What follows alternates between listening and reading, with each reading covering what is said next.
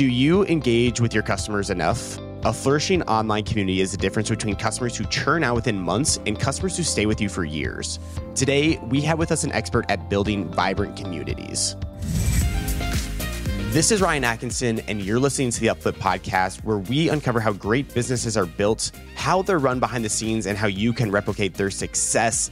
Guys, today we have an amazing episode with Shana Lynn. She knows how important customer retention is for any business. She gives us some customer retention tips for you guys, strategies for engaging with your community members, and how to build that lifetime value with your customers. Guys, this is a super fun episode. Excited for us to dive in. Shana, welcome to the show. Super excited to have you. Hey, thanks for having me. This is going to be fun. This is going to be a blast, and you're an expert in all things community. People are thinking about, I want to build a community, but how do I actually do that? You're going to be the person to help us with that. So let's rewind back the clock, though, so people know where you're coming from. In 2019, you start Community Cultivated, which is a training and consulting to create a thriving community for your brand. Let's talk about 2019 and starting this. Can you take us back to this time?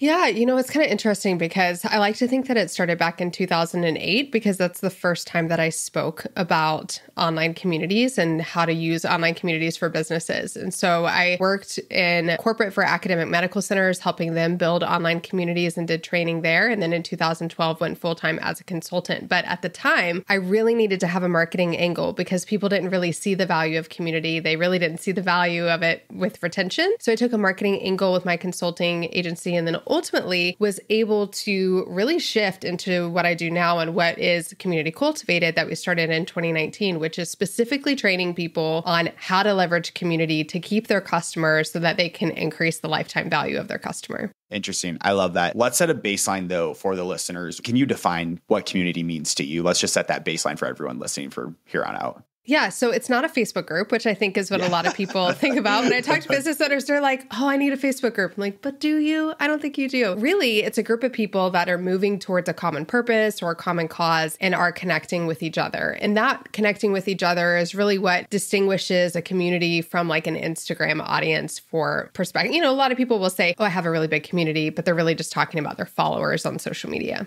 Interesting. So where are these communities built at then? Can you take us through some of those? Because like Facebook groups obviously come to mind, and like there's a few other social media platforms that come to mind for like communities. But like if someone is wanting to build a community for their business, what social platforms and what ways can they start building that community? Yeah, so it does honestly start oftentimes with the social media, with your email list, with that audience. But our goal is how can we actually get them connecting with each other and not just this one-way communication? And that can be done in Facebook groups. It can be done on other online platforms like Mighty Networks or Circle or School. There's 1,000 of them out there. Facebook is probably the easiest. I know people who use Instagram group DMs to start their communities. But really, how I want people to think about it is less about the platform, because I just released a podcast episode last week that's like how to choose a platform and why it doesn't matter in the end, but more about how am I creating space for people to connect with each other around this particular topic. And that could be a Zoom call. It can be an in-person event. It could be your retail store where you have fun events on Saturday that bring your community of shoppers together to gather and have fun. Interesting. And so let's use that retail example. I'm just curious. So what would like a community event look like for a retail store that wants to bring people into their store for some sort of event? What would that look like? The first thing I think about with retailers or like brick and mortar businesses is first off, what community events are already happening that you can enter into? Because that's the easiest way to do it. Our little town here, south of Nashville, always has a big festival every year that my kids love to go to. And lots of businesses enter into those events to build relationship. But I also think about my aunt who used to run a women's clothing store. And every Saturday she had this like mimosas and shopping event. And there would be ringing of bells and giveaways and prizes. And she would do that one Saturday a month, which would help people connect, bring the community together. And when it's an event like that, I think people naturally come wanting to connect with one another. I think that is such like a cool value add is like, especially for like a retail brand, it's like making that community in person and like people can actually like go to and like see like, oh, this is not just like some retail store. Like there's actually a community built. And I feel like community is such like a big trend, especially here in Austin, I'm sure nationwide, but like people want those communities and have it be more than something just like from a D2C brand. They actually want community with the brands that they engage with. Yeah, they'd much rather shop at your little boutique that makes them feel special than to shop at Target, for example. And I always talk about, the 3 R's of retention that I teach. So results, recognition, and relationship. And even as a retail brand, you can think about those things of, first off, like, does my product get people results? Is my auto body shop actually helping people get their car, have a longer lasting car? And then relationships just comes from, am I building relationships with people? Of course, if we can extend that to relationships with others, then that's even better. But I think about my local mechanic. We have a great relationship with him. We can count on him. If we have something come up, we know he's going to give us the best advice because he doesn't want our money. He cares about us. And then recognition, like, am I being acknowledged as a human, as a customer, the progress that I'm making, the loyalty that I've had to that brand? Do I feel that recognition? These are all things that we desire as humans. So when we get them, it's natural for us to want to come back. I really like that. I feel like that is just like such a good way to connect with people on a deeper level and connect with your customers on a deeper level. I am curious. So if someone's listening right now and they're like, okay, I am bought into this community thing, let's do this. First step, like if they want to get identifying people to join them, who should you identify to actually like be part of this community? Are you just asking your customers, or who should you actually ask?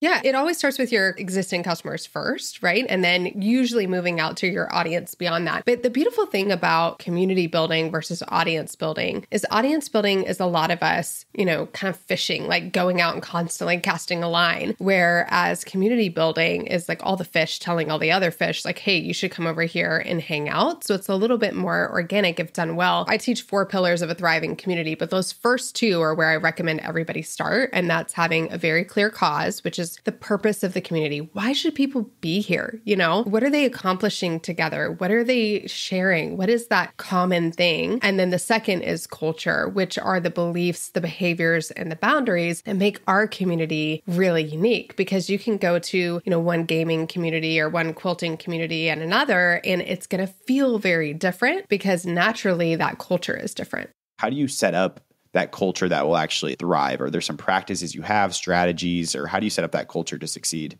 Yeah, the first thing is defining it for yourself, because what I find is that if people don't define it, their community creates the culture for them and they often end up hating it. So many people you hear who have built communities end up ghosting the communities. They end up like getting burnout or dreading showing up in the community. And often it's because they've allowed the community to define the culture and they don't love being there. So getting really clear, what are the beliefs? What are the behaviors we expect? What are the boundaries? And communicating those early on. So onboarding is the most important part of any business, any community. So that onboarding people think is often click here, do this, check this box, but really it's actually an indoctrination of those cultural aspects of the community. I like that because like even if you think about it from like a hiring perspective, if you have like these culture standards in place, it's kind of like funneling out the people that don't fit. And like while your quantity might go down, your quality is going to go way up because you know from the start that they are a fit for your community and culture. Yeah, 100%. Like an interview process. Many of us who have online businesses in particular are doing launches or challenges or have some type of process that people go through before they get into our community. And in that process, they should feel your culture. They should be bought into that culture before they ever join, because if not, they're not going to stay very long. And that's always the challenge, is if you try to hide the fact that you have a very specific value or a very specific culture in your group just to get the sale, then it really doesn't matter because they're not going to stay and your customer lifetime values can be so low that it's not even worth for you to invest to get a customer. We'll definitely hit on that customer retention point coming up. But when it comes to culture as well, I'm curious, what's like the hardest part of enforcing that culture then once you establish it?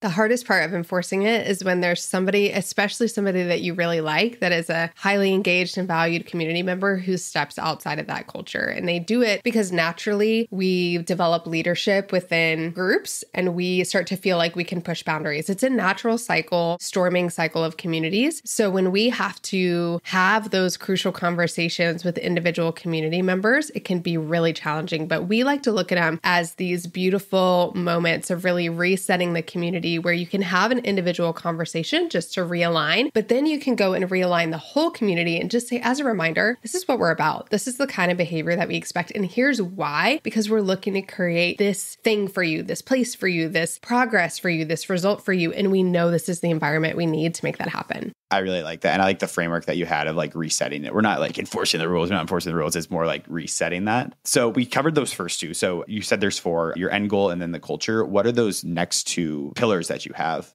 Yeah, the next one is communication. And this one seems really simple, but when people think about communication, they think about the megaphone, the one way, like, oh, I need to make sure I'm sending emails and putting posts in my community. But there's 2 other types. One is the incoming communication, which is how are we hearing from our people? Are we surveying them? Are we asking questions in our email? Are we asking questions in our community? So we make sure that we know our people really well so we can serve them really well. And then second is that internal, which are the conversations that are happening. How are we helping facilitate communication among our members? And that's the communication pillar. And then the other is the connection pillar, which is all about creating safety in the community. People come to me all the time. They're like, how do I create more connection? I need engagement ideas. I'm like, well, you probably have a safety problem. Do they trust you? Do they have clarity about why they're here? Once we establish safety, the rest of the stuff becomes really easy. The clarity piece, does that come back to your first pillar of like, what's your end goal in mind and like being able to define that? Exactly. And just in general, having authenticity and transparency, because I think anytime that we're not super clear who we are, what we're about, what the purpose of this community is, then people lack clarity and they're not quite sure how to show up. So every study with kids in general, which we're really just like bigger kids, has shown that kids without a boundary on a playground do not play as actively, right? But if they have a boundary, they are more likely to free play and faster to free play. And that we're the same as adults. When we really understand those boundaries, we're more likely to feel comfortable to step in and engage. I love that you use that because I was literally just reading a book, The Body Keeps Score. They literally that's a great book. Phenomenal book, but it gives that example in there. Okay, so I think we've set like a pretty good boundary on building a community, like what it takes to build a community. Let's talk about why it's so effective though for those customer retention rates. In your experiences at building these communities, the brands that you've worked with, the companies you've worked with, why are customers having such high retention rates when they are part of a community?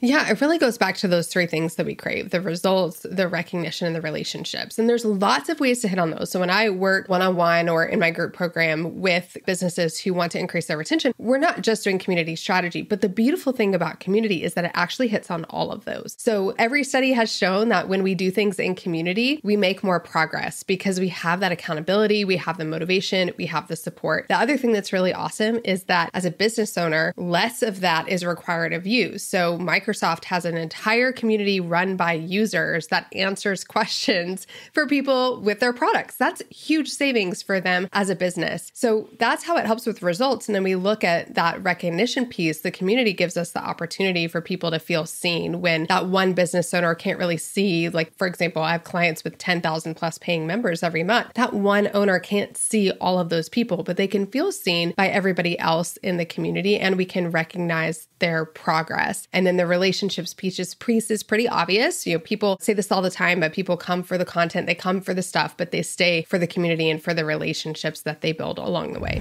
For over 100 episodes, we've been bringing you invaluable information about all things business. And now we're ready to take this a step further. I'm excited to announce the launch of the UpFlip Academy, our flagship educational platform. Everything you need to launch a successful business all in one place. Curious about niches such as dropshipping or e-commerce? On UpFlip Academy, you're going to find comprehensive courses and blueprints for over 200 niches. Looking for peer support, accountability, or even more? Our network features some brilliant individuals ready to help you. Stuck learning specific skills such as SEO or social media marketing? You guessed it, UpFlip Academy features no fluff courses on these and many other practical skills. And for a limited time, you can get all these for an early bird price. Hurry up and lock in your special price forever. Follow the membership link in the description of this episode. Yeah, you have my head spinning on about like the ways that like we can build community. We're not like a retail store, have like a physical location or anything. Like we're a video agency. I'm curious, like what would you advise someone that does have an online business? How can they get started in community? How do they build it online?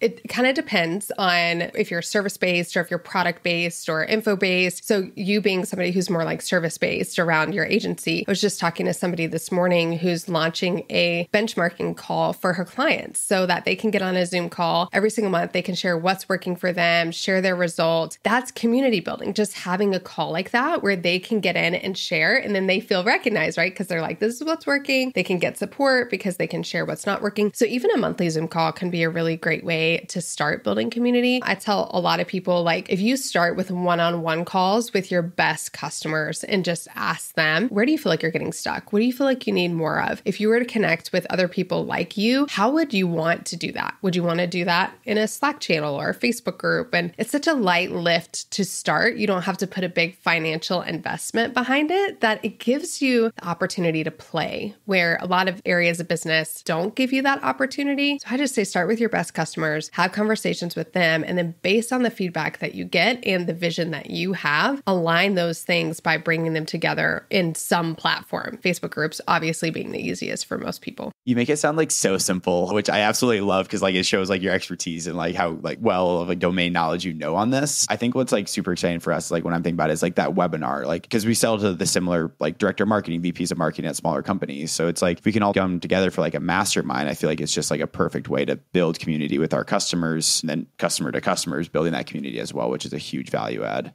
Yeah, I have a group program that's for retention leaders of online memberships and subscription-based businesses. And those retention leaders have never had a place to come. Community managers don't have a place to come and connect with other people who are running these $1 million memberships. They get more value out of that, I think, than a lot of the training that I have in there, just because they are speaking a similar language and we do benchmarks so they can see what's good, what's not good, and where do I need to focus my attention. Yeah, I think that is so cool. Another question I want to ask as well, I know I just alluded to, like, you're making it sound like super easy. Like, let me just do this and my customer retention rates will go through the roof. But like, what are some unexpected challenges when building early on a community that someone might not notice when they get started? The biggest challenge I think that people have once they get started is getting people to talk to each other. And I always get the question of, how do I increase the engagement in my community? I post and it's crickets and nobody is there. And so that's why I do actually recommend getting people on a live call, like a Zoom call, and give them a reason to be there. Like host a little training in the beginning, have a guest expert come in if you feel like you need it, but give them a reason to make time to show up. But that face-to-face connection will actually stimulate the computer connection, a typing connection that you tend to not get if you're only doing like a Facebook group and there's never any face-to-face. I also recommend, a lot of people do a lot of webinar style, but if you can switch to like a Zoom meeting style and they can actually see each other, and instead of just typing their question in the chat, they actually get to raise their hand and ask the question. Yeah, there's some risk there, but there's lots of connection opportunities. So that I think is an important piece, but also just knowing that when your community is small is the absolute best time as a business owner, because you can have those one-on-one conversations. You can be direct messaging people to check in on them. You can be doing personalized video messages to them and getting to know them so that you create a great experience for them so that they want to invite other people in. So worry less about the engagement or the likes on your post and worry more about the connection with individuals. And frankly, I always say engagement isn't the metric anyways, it's progress. Because if people are making progress, they aren't going to leave. Yeah, absolutely. I think there's just like a ton of good opportunities, especially in the nowadays with like Zoom, Google Meets, and there's so many online tools to like actually build community. And I feel like it all goes back to those like customer retention rate and the lifetime value. Like there's so much to be said here about like the value of building a community and like what it can do for your business when it comes to retention rates. Yeah, it's exponential growth. I always tell people, like, if you don't know your retention rate, if you don't know your customer lifetime value, which you don't have to have recurring revenue to have a customer lifetime value because you have repeat customers, you don't know those things, you have to know those numbers because everything that you do will impact that. And I just released a podcast episode about the connection between marketing and retention. And people forget about this all the time, but retention and customer lifetime value determine your marketing budget. Because if you're making $80 a customer, then that really limits what you can spend, especially if you have product costs in there and cost of goods, right? But if you can get that 80 up to like 120, then that difference, that $40 difference is profit that you can turn around and invest a little bit more in ads or whatever you're doing to get more customers. I remember when I was at HubSpot and Yamini was talking about how like we'll go from like 1 billion, whatever in revenue to like 100 billion in revenue, whatever the numbers were. But it wasn't new existing or new business that was going to come through. Is going to be customer retention and upselling to those current clients and keeping people on board with HubSpot. And I feel like that's just like true to like what you just said. Instead of looking for external ways to grow your business, look internally and like customers you already have and how you can have a higher retention rate with them. Yeah. And you mentioned Ascension products and expansion into other revenue streams with your existing customers. Those are other ways to increase customer lifetime value. But at the end of the day, if the core goal is to serve them really well and get them a really great result, even if that result is just to feel better in their skin because you're providing amazing clothes that fit their style, right? It's not always like super result focused. But if we can do that for them and we can continually listen to them, get feedback, and provide opportunities for us to serve them better, for them to get more results, then at the end of the day, they're going to be our best marketing. They're going to be loyal to us, which is wonderful because they'll buy everything that we sell, but then they're also going to bring friends, family, other colleagues into our world, and your really great community can become your best marketing strategy. Exactly. I love that. Are there industries that this works best for though, and some industries that it doesn't work best, or across the board it's like they work for all industries?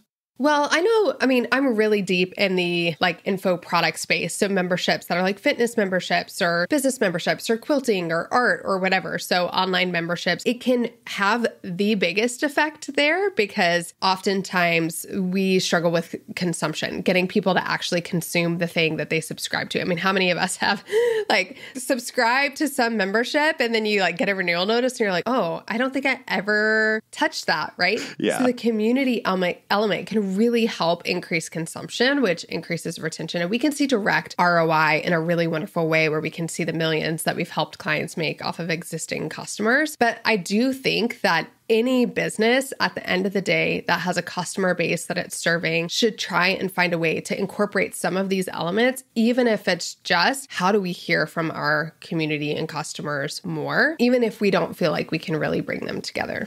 Yeah, I feel like there's just like a lot of good opportunities to connect with them, especially when it comes to like the fitness memberships and all that. Like you join a fitness community. I think I'm talking for personal experience and to others, like to find a community. And if you can leverage that, especially online, to like create that, I think that's just like a huge value add for your own fitness membership community. I don't think I've ever seen a CrossFit commercial, right? But they're all over. Why? Because of their community, their culture. It's so strong. That was a perfect transition to like what I also wanted to ask as well. In your experience in community, you said like basically 2008, you've been in part of this. Have you seen a bigger shift in community in like the recent years because of COVID, or has it always been like an uptick in community? I'm just curious on your perspective of that.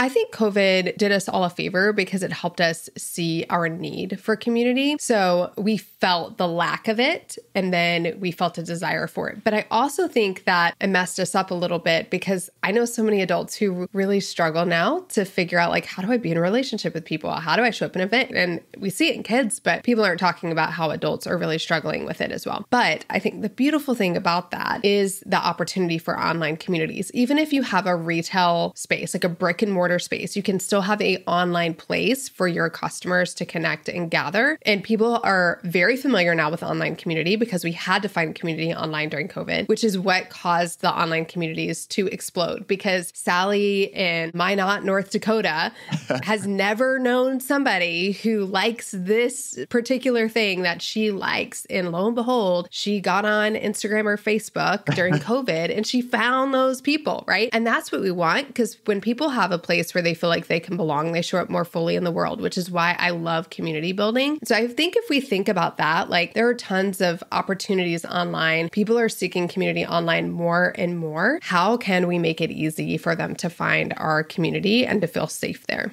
Exactly. One community platform that I haven't been going to a lot, but like is a great resource is Reddit. And I feel like Reddit is like a prime example of like building a community. And I like how they do it like anonymously, like no one like really knows who you are, but like there's a ton of community within some of those Reddit threads. Yeah, exactly. And they have threads that go on for endless amounts of times, like, around sports teams and all sorts of things. If someone is like listening, let's shift from like a business owner's perspective to like someone that actually just wants to join a community. What are some good ways for them to find community online?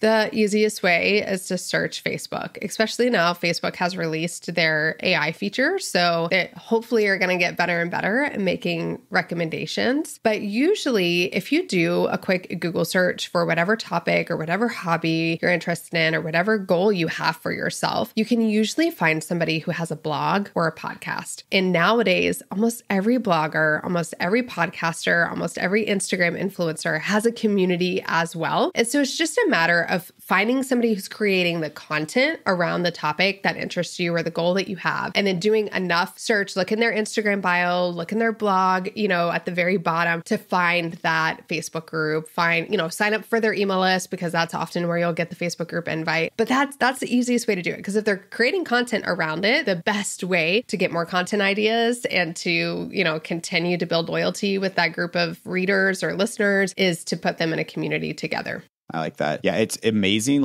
how podcasters are building a community now, and newsletter creators are building community now. There's a ton of events here in Austin that people go to. My First Million had one here. A ton of people showed up. I went to a newsletter I'm subscribed to, an event in New York. A bunch of people showed up. So I think it really speaks to the value of finding a community online and actually getting people to show up, because it's very powerful. Once you build a community, it can be very profitable for any business. Exactly. And it just gets that much more powerful when you can get people in person. And so a lot of people are doing meetups around the country. Whenever they travel, they go to a specific location and they do a meetup. And it's funny because they facilitate very little, right? But they are the brand that made those connections and those relationships happen. So you associate that value with that brand. Shana, this has been an awesome episode about all things community building, but we are going to move to our last segment, which is our Fan Blitz questions. And these are actually submitted from people online, our YouTube community. And guys, if you want to join the conversations and ask your questions to world-class experts, you can go to www.youtube.com/UpFlip and submit your questions there. But let's round it out with our Fan Blitz questions. Let's do it. Awesome. Number one, what metrics do you look for when you're starting? How negative will you go on ad spend, or what are reasonable numbers to shoot for?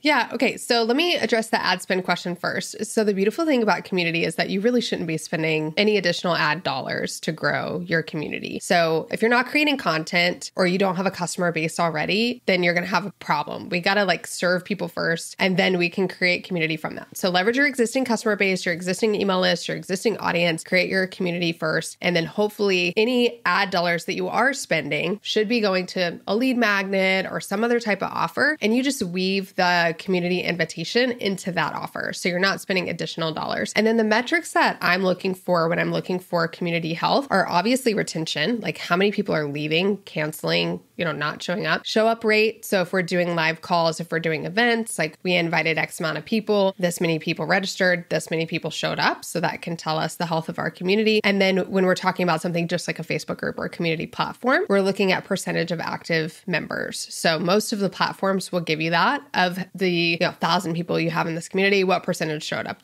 this month. I love that. Great insight there. Number two, how do you consistently keep your community members engaged and interested in the services or product you offer? Serve them.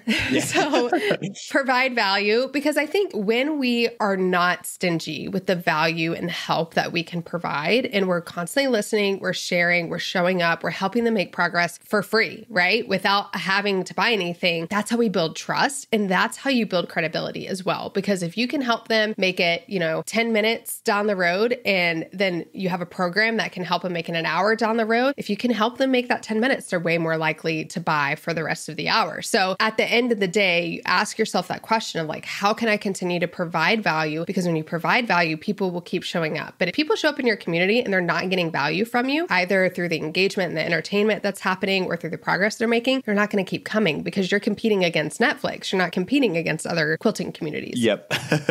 I like that. Number three, what compels people to join your communities? Yeah, I think when most of the communities that I work with and serve, it's because there's some goal tied to it. Hey, you are struggling with weight loss. We are going to help you lose weight, and you're going to do it in community. Or you're struggling with your self-image, or you're really interested in art and you want to learn art. Well, we're going to teach you art, and we're going to do it in this community format. And so often it's really tied not just to hey, here's a community, come hang out. Because I think people kind of are not too sure about why they're there, what they're going to do. But having that clear cause, that clear purpose of having the community, even if it's just to go deep and gain insight around a certain topic of discussion, is what attracts people. I call it that flag. You just got to be waving that flag all the time to attract people into your community. Good insights there. How do you consistently deliver value as your members evolve? You listen to what they want and just deliver what they want. And whether you can deliver it or not doesn't matter at the end of the day, because I often bring guest experts in because there's an expertise that my community needs that I cannot support them in. And so I find the guest expert to bring in who can answer that question. And I also think that there is a little bit of a misnomer around communities thinking that if my community members, okay, let's say I start serving people who want to make $10,000 and now I have people who have made that and they want to make 100,000 or a million, you really need to ask yourself the question, am I the person to help get them to that next stage in life and that next stage in their business? And it's totally okay if the answer is no. They can have, two options there. One, they can become an amazing mentor in your community, which is so cool. And then second, you can just graduate them and send them on and wish them well. And then they often become like a really great affiliate and referral partner for your community. Then last Fan Blitz question for you. How do you market the community to get attention from new potential members? The biggest thing is integrating it with whatever you're already doing for marketing. So I really like to tie community marketing into whatever else I'm already marketing. So for example, like let's say you have a podcast. Well, you might be marketing the podcast, but on the podcast, now you're saying, come join the community where we go deeper, or there's a behind the scenes, or there's an after hours Q&A. Same thing with the list builder. So you have a list builder that's like, mine is like 77 plus connection ideas, for example. So then I would have a community that's like a community around creating more connection in, your community or in your business. So how does the community link to the marketing you're already doing? I like to keep a simple business. I've learned that over the years that simple really scales and simple serves me and my life better. So if I can look at the marketing strategies I'm already doing that are working, that are getting people on my list, that are getting people in the door, and then I can just connect the community invitation to that, that's the best and easiest way to launch it. I love that. I think throughout this whole episode, what has blown my mind is like how one, quick you are with it, and like two, like that just shows like how much in like this domain. So I want to thank you so much for joining us today. And lastly, where can people like learn more about you if they are saying, I want to build a community, I need help, where can they contact you at? Yeah, well, first off, come listen to the Community Creators podcast, because you clearly listen to podcasts. Come hang out, see if you think I'm really smart and know what I'm talking about over there. There's lots of episodes for you to dive into. We also have a free hub that has all of our free resources, as well as a searchable database of our podcast that's at communitycreatorshub.com. And then you can find out about how I serve businesses with retention and community on my website, shanalynn.com. If you're hungry for more insights and inspiration, don't miss episode 121, where Daquan takes us through his journey of scaling a multi-million-dollar business, dishing up Korean barbecue. He shares his lessons on how to fail the right way so you're always moving forward in business and in life. Shana, you are the absolute best. Thank you so much for being here today. Yeah, thanks for having me.